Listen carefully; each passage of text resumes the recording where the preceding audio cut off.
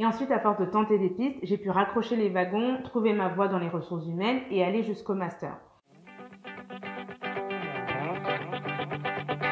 Bonjour, bienvenue pour un nouvel épisode du Déclic. J'espère que vous allez bien. Et cette semaine, je voulais qu'on parle un petit peu de ces expériences que vous pouvez considérer comme des trous dans votre CV ou des expériences un petit peu compliquées. Parce que j'ai remarqué que ça peut être un point de stress, un point de blocage pour certains. Moi, ce que j'aimerais vous rappeler, c'est vraiment de tout valoriser. Valoriser toutes vos expériences et rappelez-vous que c'est vous qui racontez l'histoire. Et pour ça, je peux vous parler de mon expérience personnelle en exemple. Parce que j'ai 6 années qui pourraient être considérées comme des trous dans mon CV. Il y a une première année où je voulais faire de la décoration d'intérieur. J'ai pris des cours du soir pour préparer des concours dans des écoles d'art. En même temps, je travaillais au McDonald's. J'ai été refusée dans tous les concours. Du coup, cette année est tombée à l'eau. Il y a une deuxième année où j'ai voulu faire de l'hôtellerie-restauration. J'ai fait une mise à niveau hôtellerie-restauration.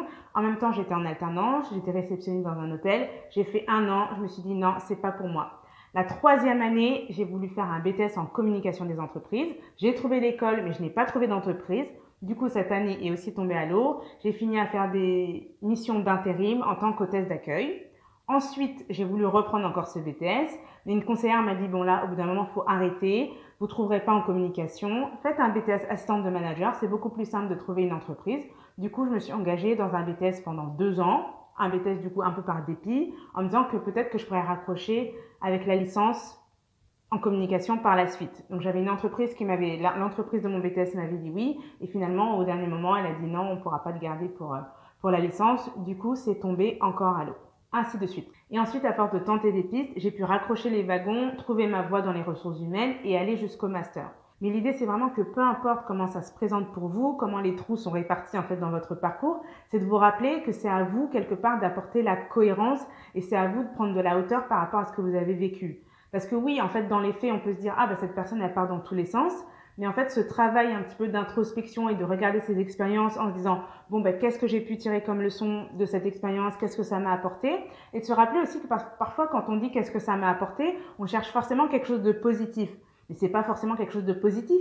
Si cette expérience vous a apporté le fait de vous dire qu'en fait, j'aime pas cet environnement de travail, bon ben voilà, c'est vraiment cet apport et vous avez pu affiner pour ensuite avancer. Mais c'est vraiment de prendre cette hauteur parce qu'en fait, je me rends compte que plus on est mal à l'aise avec son parcours, plus ça se ressent et ça fait tiquer en fait les recruteurs. Donc moi j'ai des personnes qui me disaient oui, mais les recruteurs ils vont piquer parfois sur des expériences où moi je suis mal à l'aise, etc. Mais en fait, c'est quelque part, il faut se rendre compte que le malaise que vous avez par rapport à une expérience, ça se ressent. Donc justement, plus vous faites un travail pour vous réapproprier votre parcours, assumer tout ce que vous avez fait, vous rappelez que c'était des motivations à ce moment-là, c'était votre parcours de vie, il y a une expérience qui vous a bloqué, qui a fait ceci, qui a fait cela.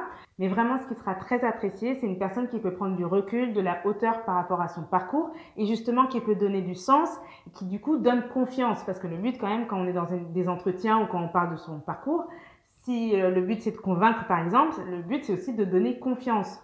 Donc il y a ce travail interne pour moi à faire avant parce que je sais que quand je rencontrais des personnes qui commençaient à me dire oui mais j'aurais pas dû faire ça, ça c'était une erreur, ça je regrette, ça ceci, cela. Oui mais en fait on part pas vraiment dans un mood très convaincant quand on est comme ça. Donc c'est vraiment de faire la paix, c'est fait. Moi j'aime bien dire ce qui est passé, c'est fait, ça s'est fait comme ça. Donc pour moi ça devait se faire comme ça. Mais vraiment de faire la paix avec son parcours du coup, de se réconcilier et vraiment de tirer tout ce que vous pouvez tirer, de valoriser tout ce que vous pouvez valoriser. Si vous me dites oui mais pendant 6 mois en fait j'ai rien fait, j'arrivais pas à travailler, j'arrivais à rien faire et peut-être le dernier mois ça a un petit peu cogité dans ma tête, et ce mois suffit en fait. Vous avez cogité, il s'est passé des choses, vous avez pris du temps pour vous, vous êtes recentré, enfin peu importe, mais vraiment d'être à l'aise avec ces périodes-là et que ça fait partie de vous et que ça fait partie de votre histoire. Et du coup, il y a les faits et vraiment l'histoire que vous racontez en face. Voilà.